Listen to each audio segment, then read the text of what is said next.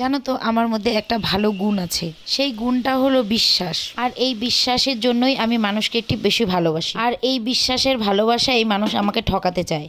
Hello বন্ধুরা, তোমরা সবাই কেমন আছো? আশা করি তোমরা সকলেই ভালো আছো, আমিও খুব ভালো আছি।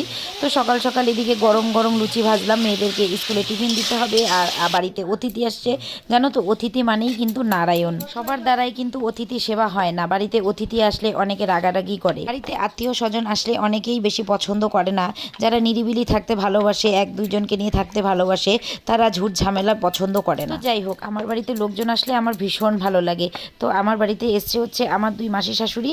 দুই মাসি শাশুড়ি বলতে একজন আমার মাসি শাশুড়ি আর মাসি শাশুড়ির আর এক বান্ধবী। তো যেহেতু আমাদের এখানে কয়েকদিন কীর্তন ছিল, তাই সেই কীর্তন উপলক্ষে মাসি ঘুরতে আসছে। গরম গরম ফুলকো লুচিগুলো দেখে কি মনে হচ্ছে? খেতে ইচ্ছে করছে? কাদের খেতে ইচ্ছে করছে অবশ্যই কমেন্ট করে জানাও।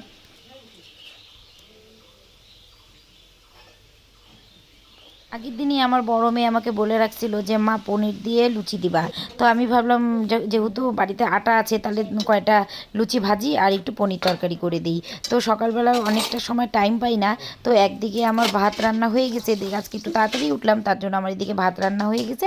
আর এদিকে আমি তাড়াতাড়ি করে মেয়েদের স্কুলে টিফিনটা বানাই নিচ্ছি। তার সাথে ফ্রিজে একটু পনির আছে, ওই পনিরটা বের করে একটু পনির তরকারি করে দেবো। একদম সাধারণভাবে পনির তরকারিটা করে দেবো, কারণ ওরা তো একেবারে অতটা পনির তরকারি ঝালঝোল করে করার এখন সময় নেই। তার জন্য ভাবলাম যে একটু হয়তো আলু আর একটু টমেটো দিয়ে পনির তরকারিটা করে দিই।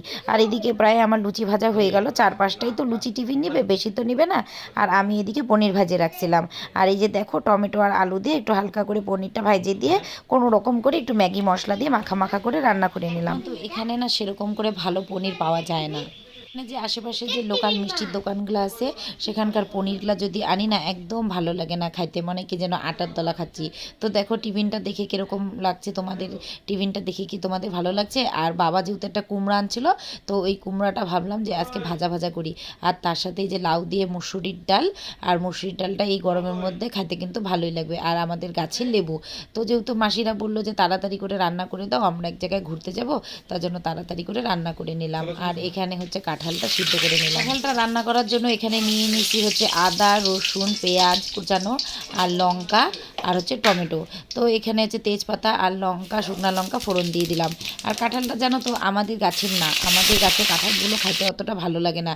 তো কীর্তনের সময় হচ্ছে ওইখানে মামা শ্বশুরের বাড়িতে গেছিলাম, তো ওইখানে মামা শ্বশুরের গাছের থেকে, মামা শ্বশুরের বাড়ির গাছের থেকে একটা কাঁঠাল নিয়ে আসলাম।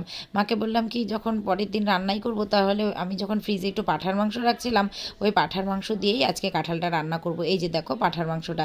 তো পাঁঠার মাংসটা আমি ছোট ছোট করে কিমার মতো করে কাটিয়ে নিছি, আর এটা দিয়ে ভালো করে রান্না করব। যখনই বাড়িতে একটু মাংস আনা হয়, যে কোনো মাংস, সেটা মুরগির মাংস হোক বা পাঁঠার মাংস হোক বা খাসির মাংস হোক, আমি 3-4 পিস একটু তুলে রাখি। এটা হচ্ছে মেয়েদের জন্য তুলে রাখা হয়। অনেক সময় কোনো কিছু যখন রান্না করার থাকে না, তখন আমি ওই মাংসটা দিয়ে ওদেরকে কিছু রান্না করে দিই, বা কখনো হয়তো একটু টিফিন বানিয়ে দিই স্কুলের জন্য। তাতে কি হয়, ওরা ভীষণ খুশি হয়। তো এদিকে আমি মাংসটা দিয়ে ভালো করে কষায় নিলাম। আর এখানে হচ্ছে আদা, রসুন আর পেঁয়াজ হচ্ছে আমি পেস্ট করে নিলাম মিক্সিতে। তো মিক্সি করে নিয়ে আমি মশলাটা দিয়ে দিলাম। এখন আমি মশলাটা ভালো করে কষায় নিব।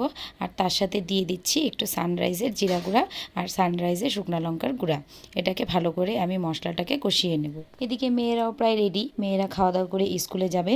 আর এইদিকে হচ্ছে মাসি শাশুড়িরাও চলে যাবে, বলছে আমরা আজকে চলে যাব, তো তাড়াতাড়ি রান্না করে দাও।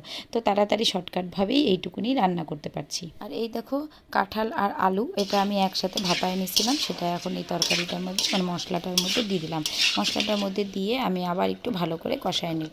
তো বন্ধুরা, আমার এই ছোট্ট ব্লগটি কীরকম লাগলো? যদি ভালো লেগে থাকে তাহলে অবশ্যই লাইক, কমেন্ট, শেয়ার করে দিবে। টাটা।